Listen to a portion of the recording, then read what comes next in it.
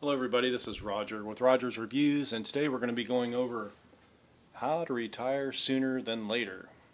And this is not retiring early, it's basically, I'm talking about if you can retire a little bit sooner than you normally would. So this isn't no get rich quick scheme or anything like that, it's just setting yourself up, getting your ducks in a row so you could retire earlier than you ever would before if you could retire. So how to retire sooner. One of the biggest things you need to do is consistency and stabilization.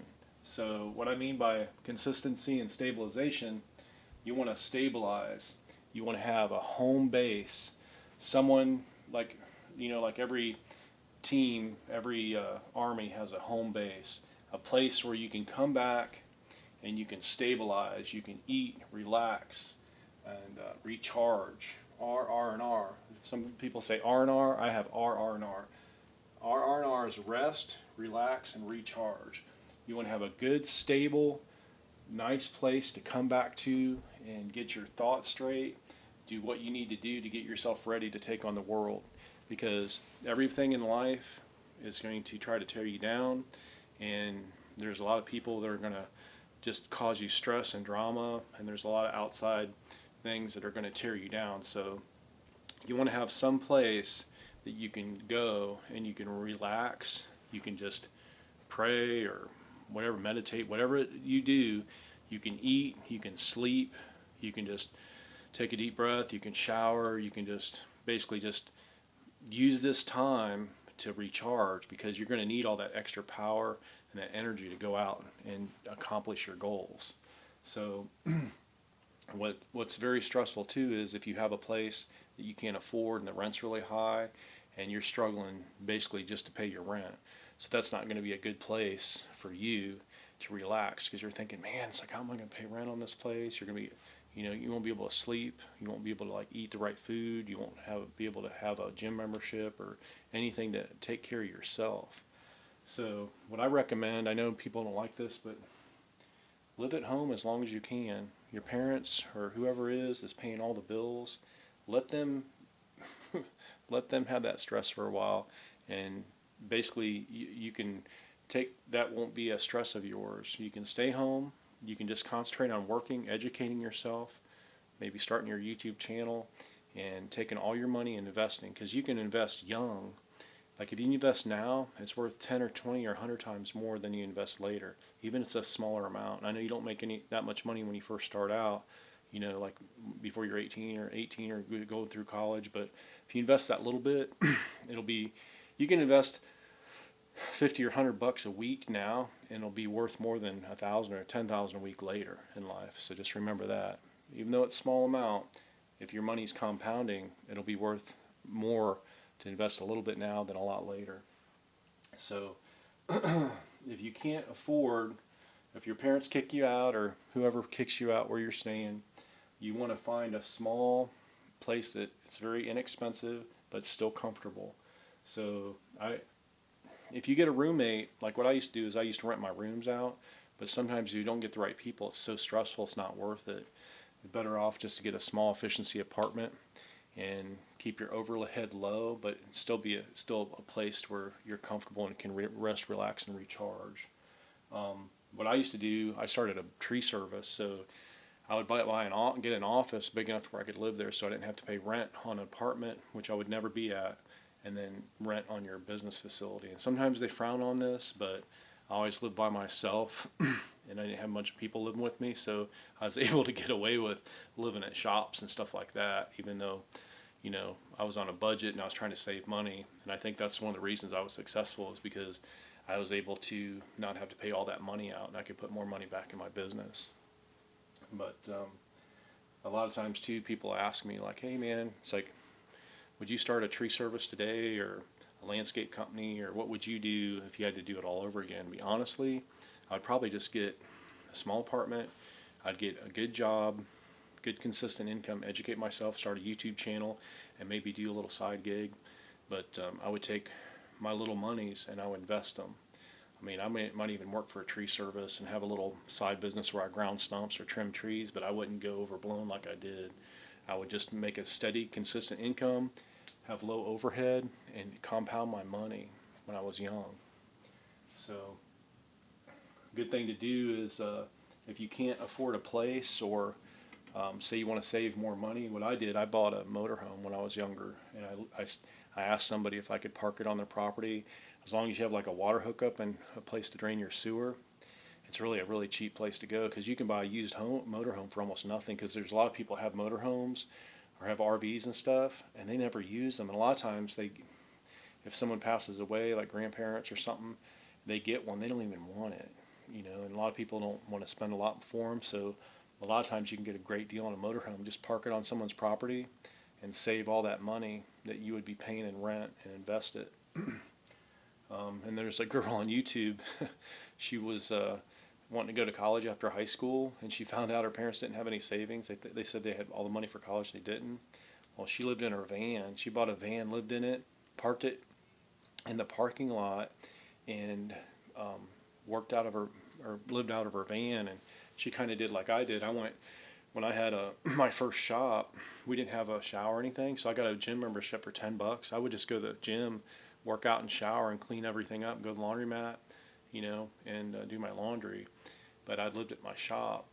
And then when I lived in my motorhome, I do the same thing. I had a small shower, but a lot of times I'd just get a membership for $10, and I would just shower and do all my, hygiene stuff at the gym. And then that way I wouldn't have a water bill, heating the water, and basically it's a lot cleaner that way.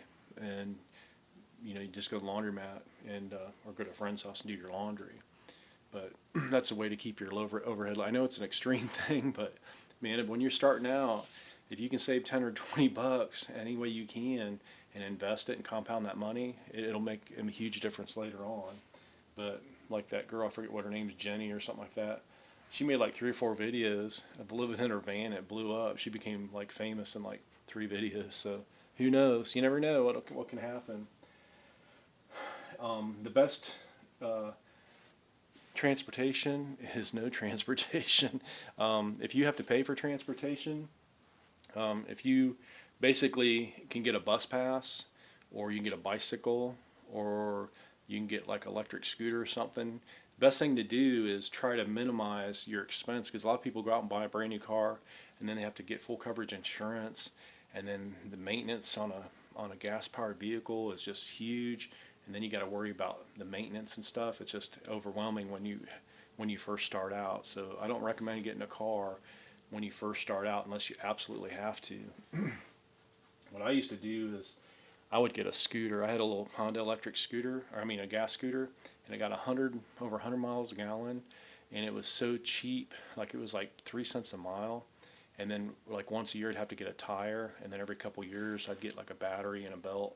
So that was like one of the cheapest ways to travel. If you do get a Honda scooter, get a PCX 125 or 150, and you can go almost anywhere. They go 60 mile an hour, and they take off quick, and they don't hardly have any maintenance. So if you're gonna get a gas scooter, that would be the one I recommend.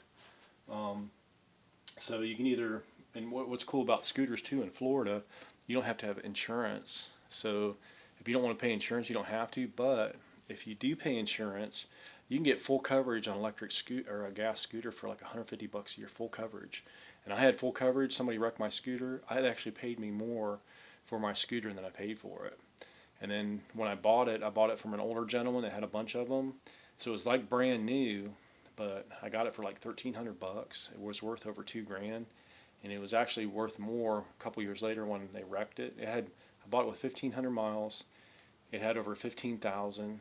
And a lot of people rode it and tore it up, but the insurance company paid me over $3,000 for it. So I actually made money on it. If you have to have a car, I would get a Nissan Leaf, and because a Nissan Leaf will go about 100 miles, and it costs you like $1.50 to $2 to fill it up, and you're not going to have any oil changes, any maintenance cost, basically no cost at all except for charging it. Once a year you might have to get 2 tires. Once every 3 or 4 years, you might have to replace the 12-volt battery. And they're so cheap, like if you look around and you budget, you might be able to find one for under $10,000, and you might be able to find one if you really look and you're really smart about it. You might be able to find one for under 5 or 6,000.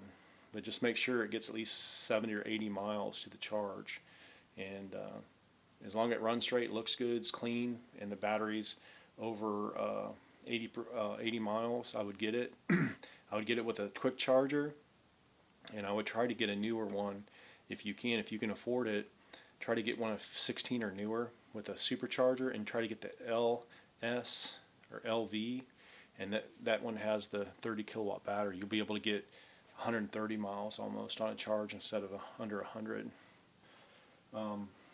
If you don't need a car, or even if you need a car, try to get a backup transport. Have a bus pass, or have a Segway, or get a scooter, because sometimes you never know. You might have a flat tire and you might have to get to work, and you might lose your job if you can't get to work. You might, and then make sure you have Uber and Lyft on your phone. So worst case scenario, you can get Uber or Lyft to your job. But I always had a scooter. So what I would do is, if something broke down or someone had my car, I would jump on my scooter. Sometimes I had two of them. And I'd always have a way to get to a job site, and I'd have a way to get to an estimate. I'd have a way to get somewhere. But I was always had the ability to get where I was going. So if you have a car or don't have a car, at least have a scooter or have some type of transport to where you can at least get to the bus stop. I have a Segway too. It's an electric vehicle, little last point. It goes like 12 or 13 mile an hour. It goes like 15 or 20 miles. And a lot of times I'll take that with me. So if I run out of gas or run out of charge, or I need to walk 2 or 3 miles, I pull that thing out of the trunk, throw it down, and I'm gone.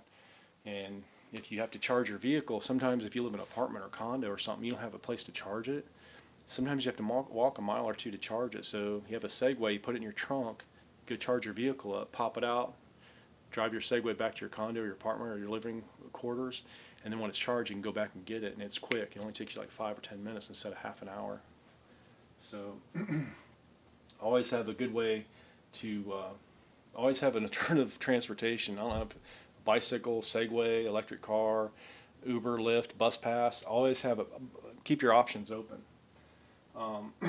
So you got your stable job, your steady income, and you're steadily investing.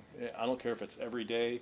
And if you don't have enough money to start a regular account, like a Schwab account or a Fidelity account, get a Robinhood account or get a Cash App account. Get something where you can put $1. They only require like $1. And then do your research, find out what companies you like Tesla or FUV, the Arcimoto, Visa, MasterCard, I don't know. You find out like what top 5 companies you like and start putting $1 in each one, and then just watch them, and then just consistently find out which ones you like and what are doing the best, and just put your couple bucks into each one, and that'll get you started. And then later on, when you make more money, you can just keep adding value, adding money to those, and they'll start compounding. And start a YouTube channel, because what'll happen is all through your life you'll have different stages, and those that YouTube channel might start off with nothing, but as you build your channel up, it's kind of like investing, compounding your money, because you'll start with like 1 or 2 videos, 3 or 4 or 5 videos, and you might get one, you never know, that goes viral. And as you're doing your videos, you won't realize, like I have videos I've done like 4, 5, 6 years ago, and people are still watching them. So when you monetize, you can get paid. It's just like singing a song. If people are listening to your song, I don't care if it's 10 or 20 years ago, and you're monetized, you can still be getting income from those videos that you did 10 years ago. So that's another way to compound your money, is compound your time.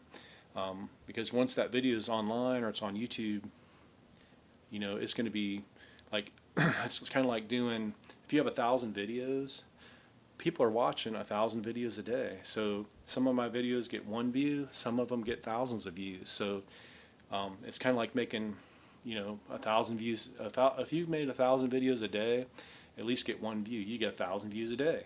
So if you've made 1,000 views or 1,000 videos in 4 or 5 years or a year, you're going to get at least 1 view a day off each video.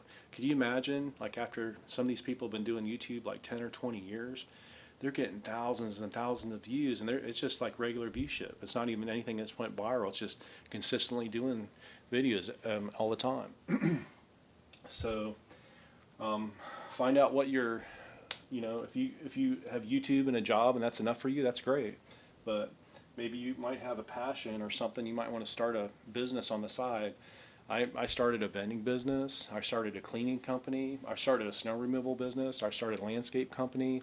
I've did so many side businesses, but it has to be something you're kind of curious or interested in, or it won't work. So just like I said, do something you're interested in, and whatever you do, start a YouTube video about it, and it'll, just by doing YouTube, like I'm not the best speaker. I'm not really good at standing up and talking to people, but if you start a YouTube channel, it'll help you with that, and it'll help you get your point across. And the more you do videos, the better you get at it. So, even if you have a speech problem or you have a reading problem or you're nervous in front of people, start a YouTube channel, and it'll help you help yourself to improve yourself and help the way that you come across to people.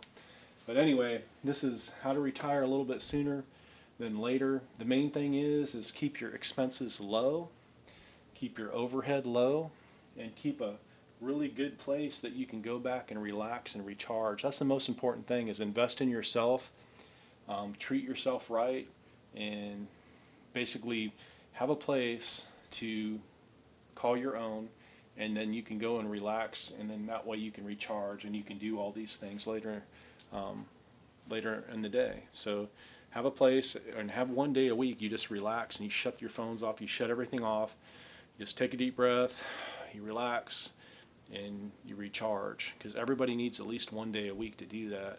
And it'd be nice if everybody had the same thing every night when they get home. They can relax and unwind and take a hot shower and just relax and just bring all that energy back in, because if you want to be successful, you have to be able to put out energy, and if you can't recharge, you can't put out that energy. Anyway, this is Roger with Roger's Reviews, and please crush the like button if you like this video and share it. We're almost at 1,000 subscribers, so we'll be there soon, and thanks for watching. Have a great day.